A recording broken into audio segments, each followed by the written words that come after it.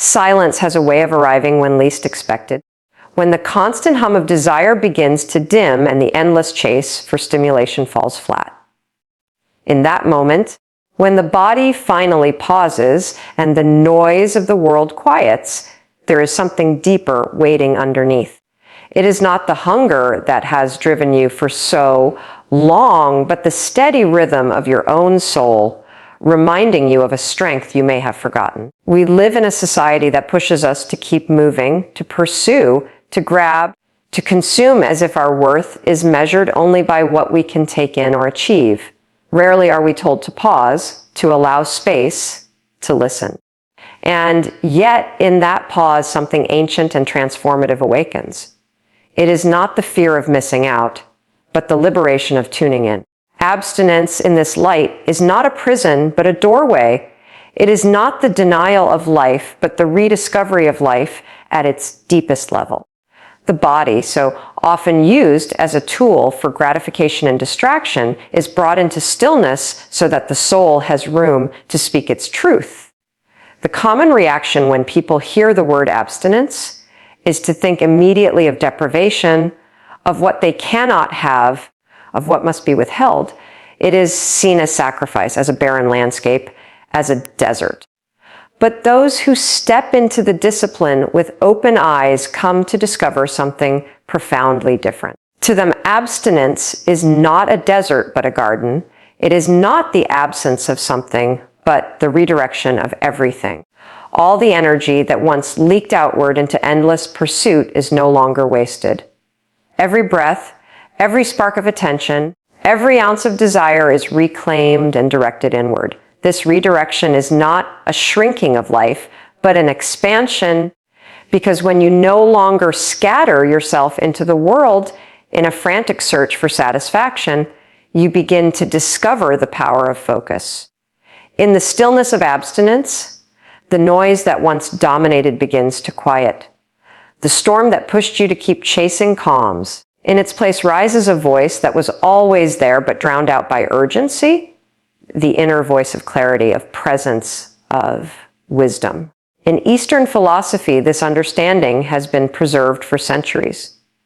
The body, the mind, and the spirit are not three separate entities, but one flowing system of energy.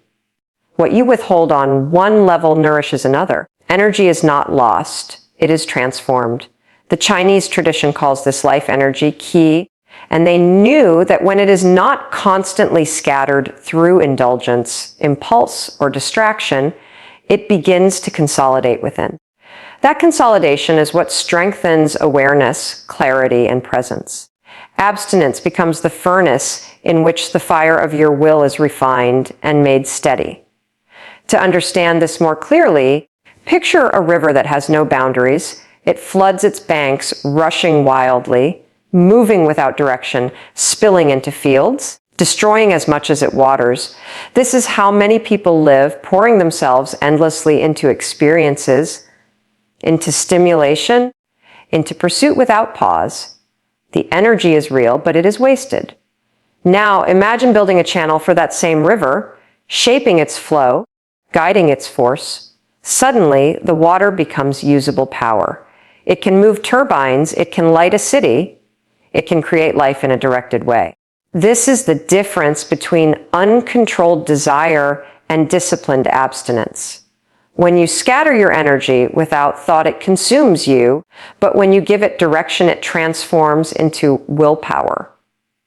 When you restrain it with wisdom, it becomes presence. I once listened to the story of a man in his late 50s, a man who had spent the majority of his adult life chasing relationships.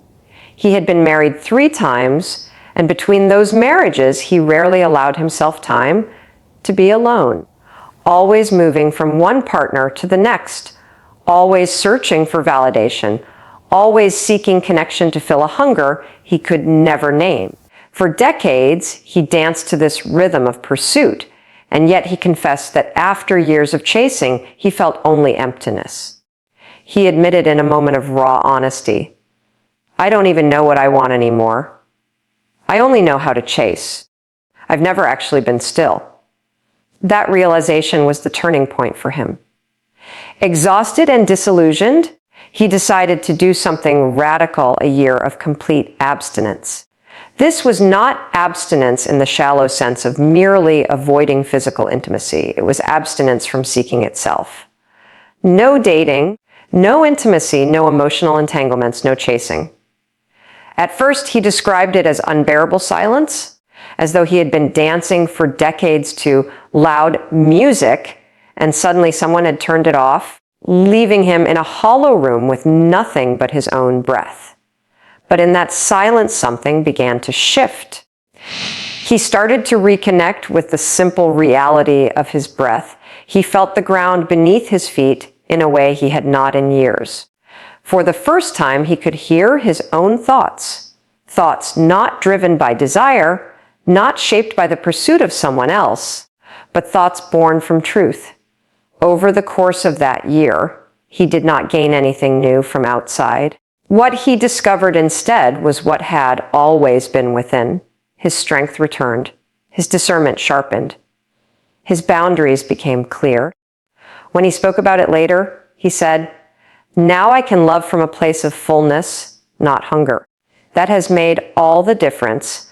What he learned through abstinence was not that he needed to cut himself off from love or connection, but that he needed to first redirect his energy, to stop leaking his soul outward in search of completion, and instead cultivate his own wholeness. This is the essence of abstinence as energetic redirection. You are not starving yourself of life.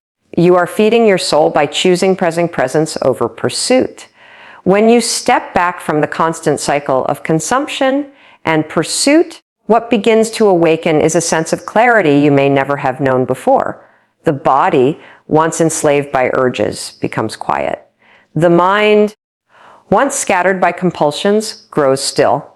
In that stillness, a deeper awareness stirs. You begin to sense your own boundaries, your own needs, your own values, not as projections borrowed from culture or relationships, but as truths arising from within. This is what makes abstinence a practice of rediscovery rather than denial. It is the discipline of reclaiming your attention, your energy, your presence, so that you no longer live as a river in flood, but as a river in flow, directed, purposeful, and powerful. This is why abstinence has always been a cornerstone in traditions of self-mastery across the world. Whether in the East, where energy is seen as sacred, or in the West, where silence is honored as a spiritual teacher, the principle is the same. To grow in strength, to sharpen in clarity, to awaken in presence, one must first pause. Without pause, there is only the endless chase, the constant scattering of energy outward, the hunger that never ends. But in the pause, the body grows quiet enough for the soul to finally speak. In that silence, desire does not disappear, it transforms. It no longer drags you into endless seeking. It becomes fuel for your will, strength for your presence, and clarity for your path. When modern science meets ancient wisdom, something remarkable is revealed about the human capacity for transformation.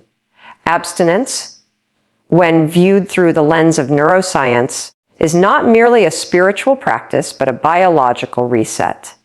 The human brain is built on pathways of reward, constantly reinforced by repetition and habit. Every time a person seeks out pleasure, whether through intimacy, stimulation, or distraction, the brain releases dopamine, a chemical messenger that lights up the reward system and tells the body, "This feels good, do it again." Over time, if this cycle is repeated without pause, the system becomes overloaded. The receptors dull, the baseline of pleasure drops, and suddenly what once satisfied no longer does. This is why people find themselves chasing more, needing higher doses of stimulation to feel the same spark. Neuroscientists call this the desensitization of the reward system, and it is the hidden trap of indulgence. Abstinence interrupts this cycle.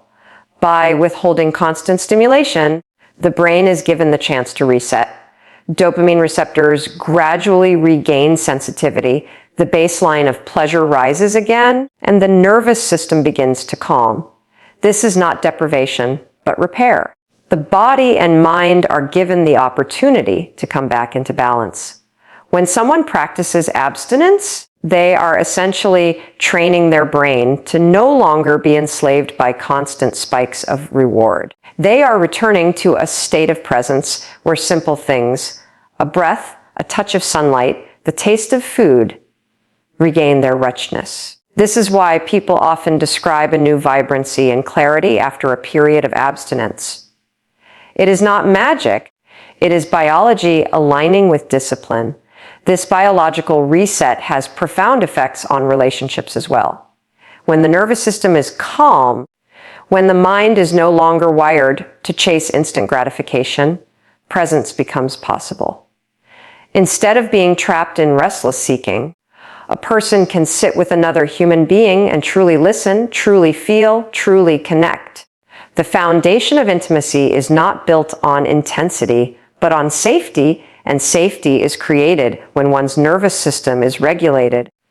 A calm presence communicates trust, stability, and depth without a single word being spoken. When abstinence is practiced, the body is not caught in the push and pull of craving, which allows a person to show up fully, grounded, and available in connection. The alignment between ancient wisdom and modern science is striking. Thousands of years ago, teachers in Taoist, Buddhist, and yogic traditions spoke of conserving energy, of redirecting desire inward, of cultivating stillness. They did not have brain scans or chemical analysis, yet they knew that restraint created vitality, that silence created clarity, that redirection created power. Today, neuroscience confirms these truths.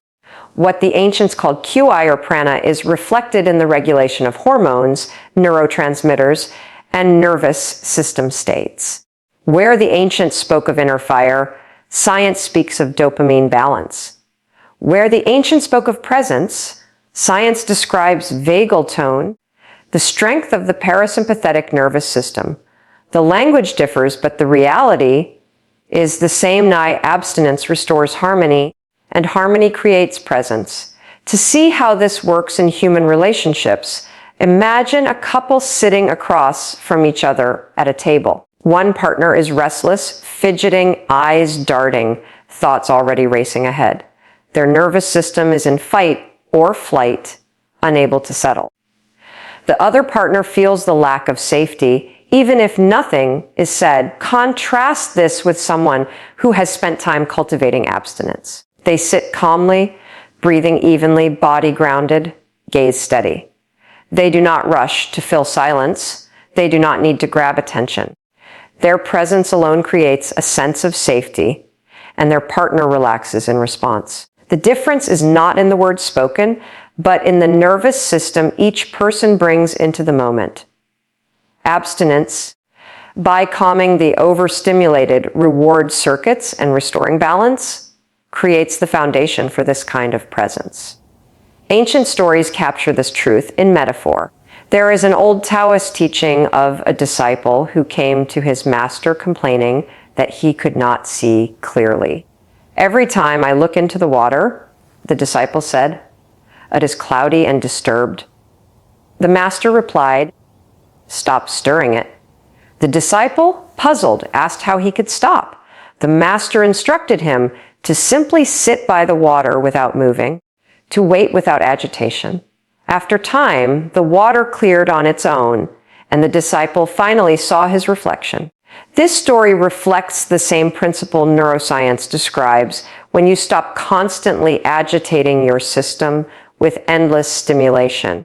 The turbulence subsides. The mind clears, the body calms, and presence arises naturally. The calming of the nervous system through abstinence also strengthens emotional regulation. When the brain is not hijacked by constant dopamine spikes, it becomes easier to handle stress, to pause before reacting, to choose responses with clarity. This is why people who practice abstinence often report feeling stronger emotionally, less reactive, more balanced. They are no longer being pulled by the compulsions of the body, but are guided by the steady presence of the mind. This steadiness creates deeper connections in relationships because it allows for true intimacy. Meeting another without projection, without desperation, without the haze of overstimulation. On a biological level, this process can even be measured. Studies on meditation, fasting, and abstinence practices have shown changes in brain plasticity, increases in gray matter density, improvements in heart rate variability, and reductions in stress hormones. These physical shifts correspond to the inner experiences of clarity, calm, and vitality that people describe. In other words, abstinence is not just a vague spiritual ideal. It is a measurable transformation of the body and brain. It is the nervous system moving from a constant state of agitation toward equilibrium. And equilibrium is the soil in which presence grows. In the practice of abstinence, desire is not suppressed or shamed. Instead, it is redirected. Energy that once flowed outward into compulsive seeking is reclaimed and consolidated. This is why ancient traditions described abstinence as cultivating life force. When you no longer leak energy outward, you gather it inward. This gathered energy then radiates as presence. People can feel it without explanation. A person who has cultivated abstinence carries a different weight in the room, a different groundedness, a different calm. It is not performance, it is simply the result of a nervous system at peace and a mind no longer enslaved by constant stimulation. This presence becomes a gift in relationships. True intimacy does not come from words alone or even from physical closeness. It comes from the felt sense of safety, from knowing that the person in front of you is truly there, not distracted, not chasing, not restless. Abstinence trains the body and brain for this kind of presence. It strips away the compulsions that scatter attention and creates the stillness that allows one to be fully available to another human being. When two people meet in this state, their connection is not shallow or fleeting. It is rooted in the depth of presence, which is the most powerful foundation any relationship can have.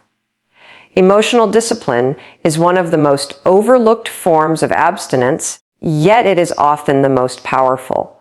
While people usually think of abstinence in terms of physical restraint, the deeper practice lies in the emotional realm. To abstain emotionally means choosing not to indulge every impulse, not to react to every trigger, not to pour energy into every passing storm. It is the art of holding back when the heart demands release, of breathing instead of bursting, of standing steady when the mind wants to collapse into chaos. This is not repression, nor is it coldness. It is refinement. It is training the emotional body to channel its energy into clarity rather than confusion, into presence rather than projection. Presence, in this sense, is not something that can be faked. It is not about pretending to be calm or putting on the mask of control. Presence is a vibration that others feel even when no words are spoken. It is the stillness that surrounds a mountain or the silence that hangs in a sacred temple. When someone has practiced abstinence, not only physically, but emotionally, their presence carries weight. They no longer scatter their feelings recklessly. They no longer exhaust themselves with constant drama. Instead, they embody calm. And that calm becomes a source of strength for others. I once heard a therapist describe the difference between two couples she worked with. The first couple fought constantly, their conversations a whirlwind of accusations, shouting, and tears. They expressed everything but listened to nothing. Their words were full of emotion, yet their presence was absent. The second couple, though equally struggling, approached each session differently. When one spoke, the other sat quietly, breathing deeply, allowing the words to be heard without reaction. Their silence was not indifference, but a conscious choice not to explode. The therapist said that over time, the second couple grew stronger. not because their problems vanished, but because they learned the power of presence. Abstinence from emotional outbursts created space for clarity, and in that space, healing began. This kind of discipline is not easy. It requires the ability to sit with discomfort without trying to escape it. The body wants release, the mind wants action, but the soul asks for patience. It begins with something as simple as the breath. When emotion rises, the natural instinct is to tighten, to brace, to react. But if you pause and breathe, deep, steady, grounded, the energy shifts. Breath becomes the bridge between impulse and clarity. Posture plays its role too. Shoulders relaxed, spine tall, feet grounded. These physical adjustments send signals to the nervous system that say, I am safe, I am steady, I do not need to react. Slowly, the emotional storm begins to pass, and in its wake is the clarity of presence. This is how abstinence builds emotional musculature. Just as the body grows stronger by resisting weight, the soul grows stronger by resisting the pull of every impulse. Each time you hold steady in the face of a surge, you are training yourself to carry more energy without being consumed by it. The capacity expands. What once overwhelmed you no longer shakes you. Where you once broke down, you now stand firm. Over time, this steady discipline becomes natural. You do not suppress your feelings, you refine them, you direct them, you transform them. There is an old story of a monk who sat by a fire watching it burn. A disciple approached and asked why the monk spent hours staring at the flames. The monk replied, because the fire is my teacher. It consumes everything it touches, but in its core it holds light. So must we learn to let our emotions burn inward, refining us into clarity instead of outward, destroying what surrounds us. The disciple did not understand at first, but in time he realized what the monk meant. To abstain emotionally does not mean to extinguish the fire. It means to contain it, to allow it to burn without spilling, to transform its wildness into illumination. When people practice this kind of abstinence, their relationships shift. They are no longer at the mercy of every argument, every slight, every misunderstanding. Instead, they become anchors. Others feel their stability and naturally soften in their presence. Conflicts that once escalated now dissolve more easily, not because problems have disappeared, but because the energy has changed. The nervous system of one calm person can influence the nervous system of another, creating harmony where once there was tension. This is the unspoken power of abstinence. It is not just personal discipline, but a gift that radiates outward, affecting everyone around you. Even in solitude, the benefits are profound. When you practice abstinence from emotional indulgence, you begin to hear yourself more clearly. The noise of constant reaction fades, and what remains is the steady voice of intuition. Decisions are no longer driven by panic or craving, but by discernment. You begin to see patterns that were once invisible, to recognize cycles of behavior that kept you trapped. Emotional abstinence clears the fog. Where once you stumbled blindly through storms, now you walk with clarity through calm skies. The practice also teaches patience. In a culture addicted to instant release, instant anger, instant pleasure, instant validation, choosing to pause is revolutionary. Patience is not weakness. It is strength disguised as stillness. It is the quiet refusal to be controlled by impulse. It is the understanding that energy conserved today becomes wisdom tomorrow. With each act of patience, abstinence deepens its roots and presence grows more unshakable. To those who first attempt it, this discipline may feel unnatural, even unbearable. The silence after withholding an emotional outburst can feel heavy, like an unbearable weight pressing inward. Yet with time, that weight transforms. What first felt like pressure becomes power. What first seemed like suppression becomes strength.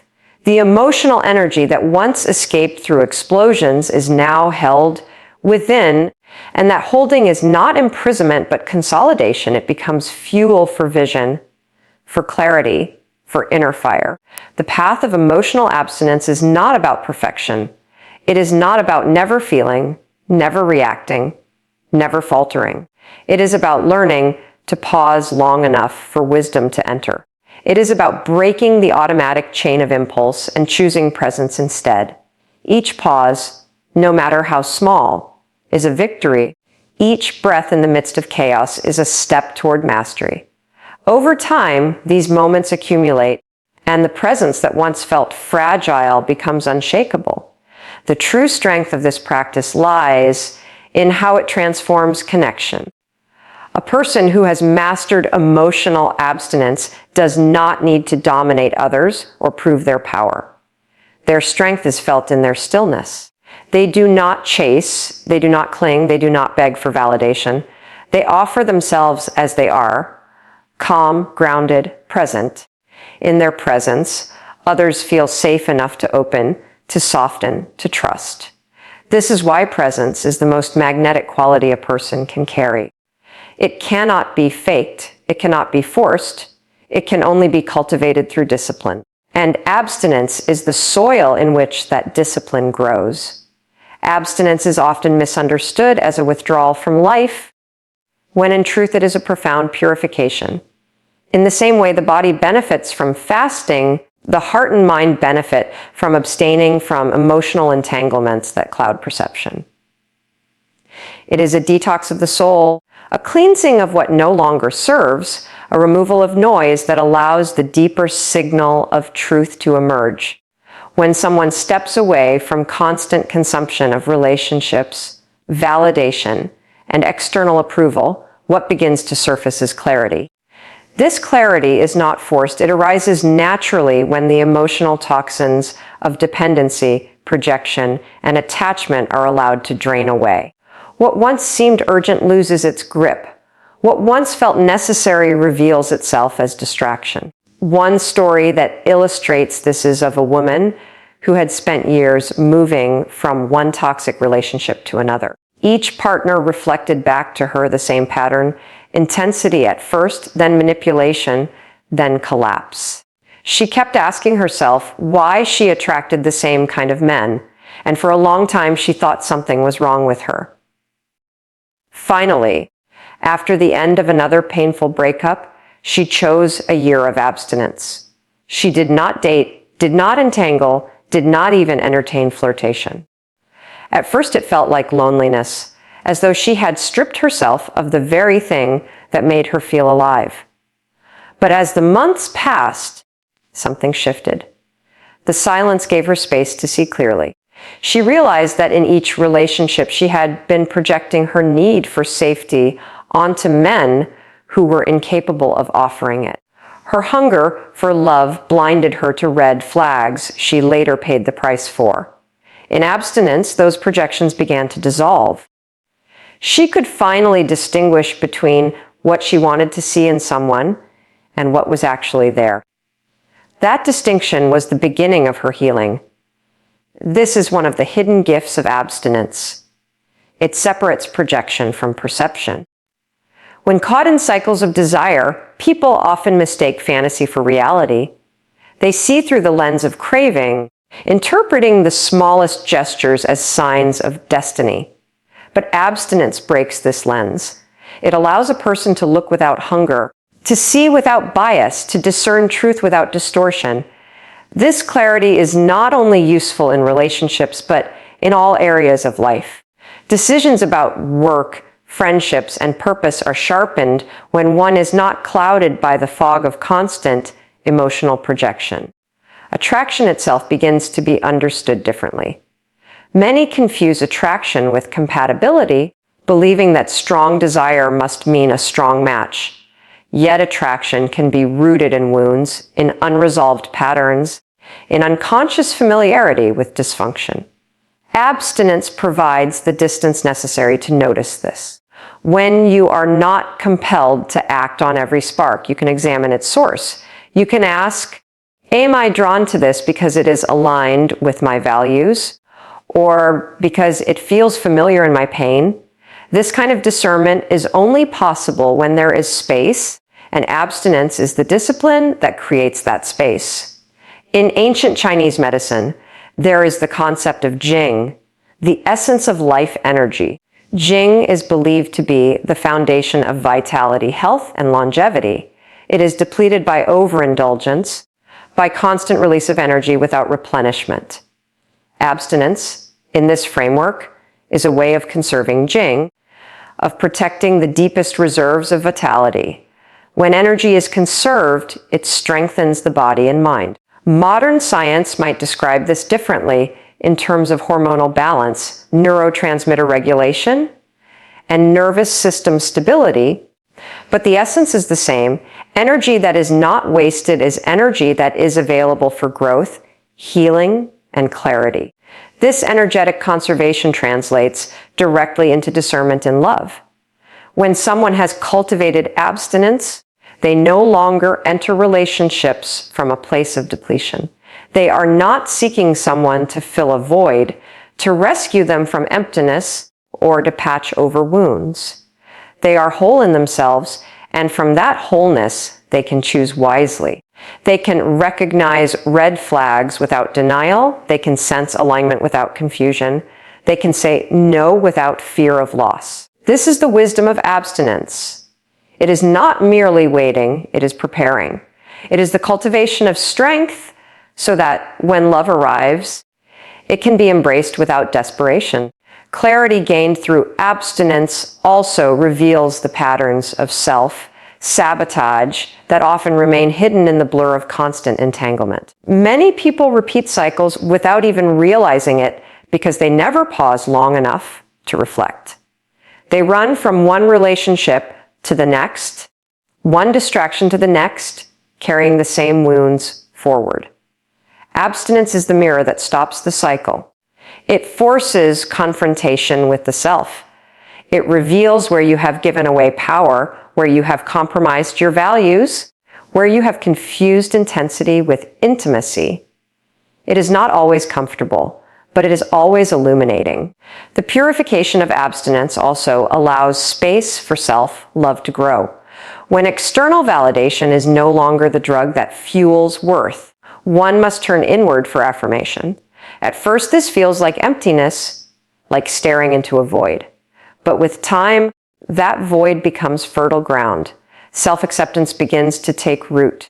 You start to see your own value not through the eyes of others, but through the lens of your own soul. This is perhaps the most transformative aspect of abstinence. It shifts the source of love from external to internal. Once you no longer need others to define your worth, you become free to love them without chains, without conditions, without fear. There is also a spiritual dimension to this purification. In many traditions, abstinence is seen as a way of making space for divine presence. When you clear the clutter of constant desire, you create a vessel that can be filled with higher energy. The noise of craving drowns out the subtle whispers of spirit, but silence makes them audible. Many mystics spoke of this in different ways. The desert fathers of early Christianity retreated into solitude to hear God. Yogas practiced brahmacharya, or disciplined conduct, to preserve energy for union with the divine. Sufi poets spoke of the longing that, when not satisfied by the world, transformed into longing for the beloved. Across cultures, the message is the same: abstinence is not emptiness. It is preparation for fullness of a higher order. The woman who chose abstinence after toxic relationships later described her journey as a kind of homecoming. She realized she had been searching for herself in the arms of others, never finding what she sought because it was never there to begin with. In solitude, she discovered her own strength, her own joy, her own clarity. She learned that love could not save her until she first saved herself. Abstinence was the path that led her back to her own soul. And from that place of fullness, when she finally did meet someone who was truly aligned, the connection was no longer about filling emptiness. It was about sharing wholeness. Abstinence, then, is a form of refinement. It strips away illusion, it detoxifies the heart. It strengthens discernment, it conserves energy, and it creates the conditions for true love to flourish. Without it, many remain trapped in cycles of projection and depletion, mistaking intensity for intimacy, attraction for compatibility, hunger for love. With it, the fog clears, the patterns break, and the path forward becomes visible. It is not an escape from life, but a deeper engagement with it, not a denial of love, but a preparation for real love when it arrives. Abstinence, when practiced with awareness, eventually transforms into a sacred preparation. It is not simply a waiting period or a pause from indulgence, but a conscious cultivation of energy that readies a person for deeper intimacy and connection. The longer one walks this path, the more one realizes that abstinence is not about denial, but about direction. It is about choosing where to place your energy, choosing what to honor, and choosing what kind of love you are preparing yourself to receive. The ground of the heart must be cleared of weeds before true seeds can be planted. Abstinence is that clearing, that refinement, that preparation for a love that is not merely physical but spiritual. Sacred intention emerges in this process. Intimacy, when approached without awareness, can become nothing more than compulsion.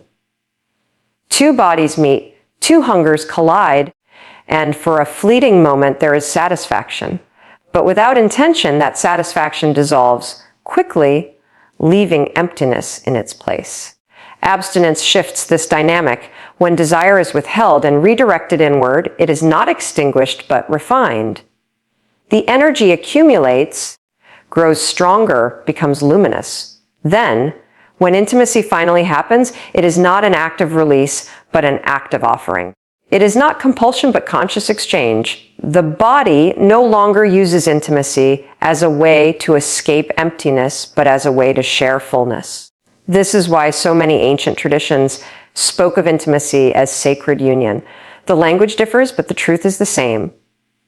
In Tantra, physical union was a mirror of cosmic union, the merging of masculine and feminine energies, the reflection of spirit meeting matter. In Taoist alchemy, intimacy was seen as the merging of yin and yang, a circulation of energy that nourished both partners. In Christian mysticism, union with the divine was often described in the language of love and marriage. These traditions understood that when intimacy is guided by intention, it becomes something greater than pleasure. It becomes a doorway into the sacred. The practice of abstinence is what prepares a person for this shift. Without abstinence, intimacy often remains entangled with compulsion. The body seeks release. The mind seeks distraction. The heart seeks validation. But with abstinence, the hunger is refined. Instead of pouring outward recklessly, energy is gathered inward, cultivated, transformed into presence. Then, when it is finally shared, it is not shared out of lack, but out of abundance. It is not a grasping for completion, but an offering of wholeness. This transforms intimacy into something deeply healing, deeply nourishing, deeply sacred. The Zen masters often spoke of attention as the highest form of devotion. In their view, to give full presence to any act, whether drinking tea, sweeping the floor, or sitting in meditation, was to honor it as sacred. Intimacy approached in this way becomes not a performance but a prayer. Every touch becomes infused with respect, every glance with reverence, every silence with presence. When abstinence has taught someone how to hold their energy, how to sit in stillness without needing to escape, they bring that same quality into intimacy. They are no longer rushing, no longer consuming, no longer chasing. They are present. And presence is the true foundation of sacred love. Abstinence also reveals what kind of love a person truly seeks.